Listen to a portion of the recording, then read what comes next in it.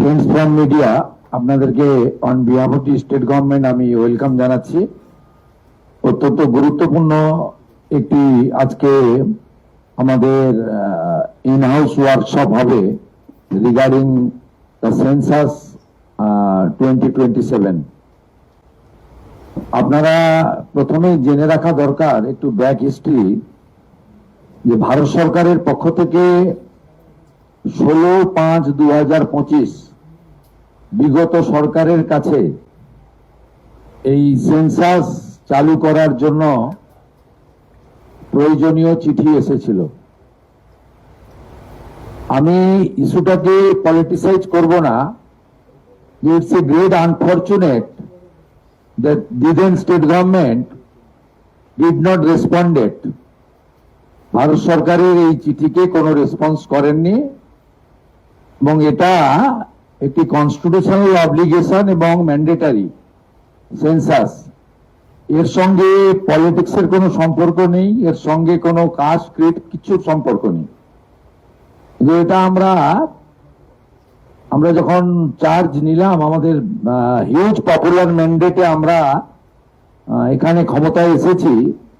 On 9th in presence of our honorable prime minister I took the oath, এবং 11 তারিখে 11th of May আমি first cabinet meeting করি আমাদের state সেক্রেটারিয়েটে in presence of the chief secretary and my 5 cabinet colleagues.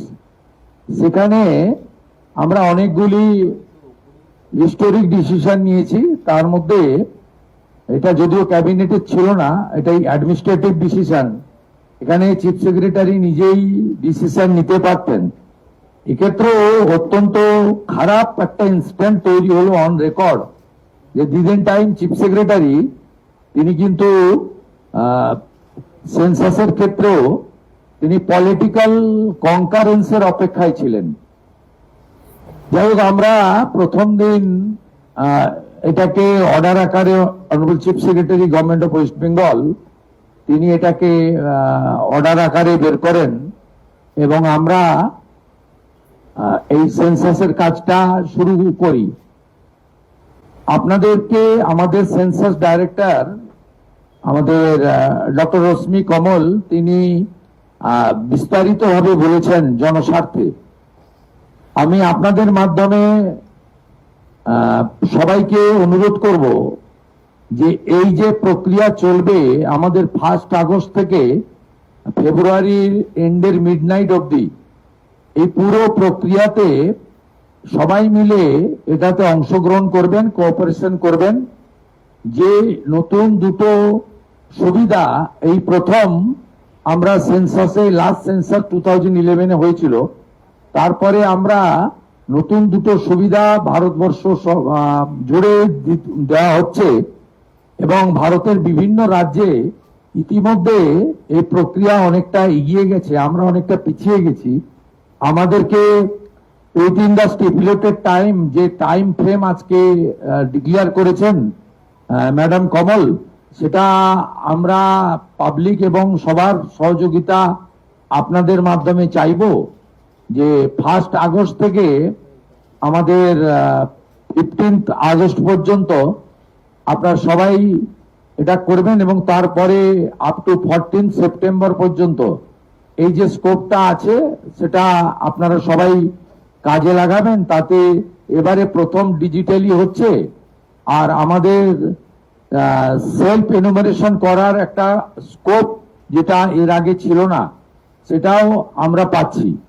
আমি এই সেন্সাসের সকলের অংশগ্রহণ, পার্টিসিপেশন এবং আপনাদের সবার সহযোগিতা প্রার্থনা করব, কারণ এটি অত্যন্ত গুরুত্বপূর্ণ এবং বিশেষ করে আমাদের এই রাজ্যে সেন্সাসের ডাটা খুব ইম্পর্টেন্ট। কারণ আমাদের রাজ্যে প্রায় অ্যাপ্রক্স 600 কিলোমিটার বর্ডার এলাকা বাংলাদেশের সঙ্গে, সেখানে ফেন্সিং না থাকার জন্য এবং আর্লিয়ার স্টেট গভর্নমেন্ট বিএসএফ কে ল্যান্ড না দেওয়ার ফলে আমাদের রাজ্যে অনেকটা ডেমোগ্রাফি চেঞ্জ হয়ে গেছে। আপনারা কয়েকদিন ধরে টিভিতে দেখছেন যেভাবে বাংলাদেশ বর্ডার এলাকাতে মানুষজন ফিরে যাওয়ার জন্য লাইন দিচ্ছেন, দে আর নট ইন্ডিয়ান, এবং এদের নাম সেন্সাসে আসতে গেলে যে যে তথ্য বা ডকুমেন্ট লাগবে সেগুলো ওরা দিতে পারবে না। তাই সেন্সাস খুব ইম্পর্টেন্ট আমাদের রাজ্যের জন্য, কারণ এই রাজ্যে ডেমোগ্রাফি অনেকটা চেঞ্জ হয়ে গেছে। যদিও সরাসরি এর রিলেশন না থাকলেও সেন্সাসের ডাটা যখন আমরা ফাইনালি পাবো, তখন কিন্তু আমরা অনেক কিছুই আমাদের দেশের স্বার্থে, রাজ্যের স্বার্থে এবং আমাদের রাজ্য এবং আমাদের গভর্নমেন্ট অফ ইউনিয়ন গভর্নমেন্টের যে সমস্ত ওয়েলফেয়ার স্কিম রয়েছে সেখানেও আমরা একটা ডাটা ব্যাংক হিসেবে একটা তথ্য আমরা পাবো। আমি তাই কথা না বাড়িয়ে আমাদের মিডিয়ার মাধ্যমে, print media, electronics media, social media, YouTuber যারা আমাদের এই লাইভ ফলো করছেন, তাদের মাধ্যমে আমি সকলের সহযোগিতা এবং অংশগ্রহণ প্রার্থনা করব, এবং যারা সেন্সাসের দায়িত্বে থাকবেন তারা যাতে সুন্দরভাবে অত্যন্ত সুনির্দিষ্ট সময়ের মধ্যে এই কাজটা করতে পারেন, সেই জন্য স্টেট গভর্নমেন্টের পক্ষ থেকে ঐকান্তিক আবেদন জানাবো। আমি যারা পাওয়ার পয়েন্ট প্রেজেন্টেশন দিচ্ছিলেন তাদের আরেকবার বলবো যে আপনারা ওই টোল ফ্রি নম্বর এবং হেল্পলাইন নম্বর এত কুইক আপনারা মানে স্লটটা চেঞ্জ করে দিয়েছেন, আমার মনে হয় না কেউ নোট করতে পেরেছেন। ওটা যদি আরেকবার রিপিট করে দেন স্ক্রিনে 30 সেকেন্ড বা 1 মিনিটের জন্য, তাহলে সবাই এটাকে নোট করে নিতে পারবেন, প্রেসের লোকেরা বিশেষ করে। Thank you.